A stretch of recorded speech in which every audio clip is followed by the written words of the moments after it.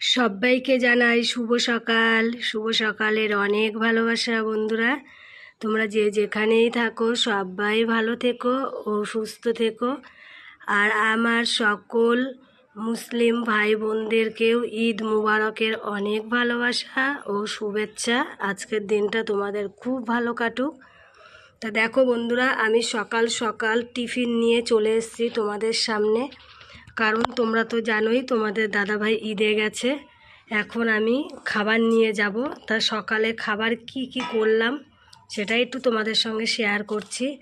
এখানে করে নিয়েছি পরোটা, এখানে পরোটা করে নিয়েছি, আর এখানে করে নিয়েছি আলুর তরকারি, ধনে পাতা দিয়ে কালো জিরে দিয়ে আলুর তরকারি করে নিয়েছি। আর এখানে আম কেটে নিয়েছি। আর এই যে তোমাদের দাদার জন্য টিফিন বক্সে করেও টিফিন গুছিয়ে নিয়েছি।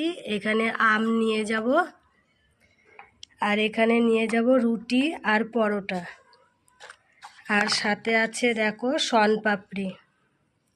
এটাই আজকে আমাদের সকালের টিফিন।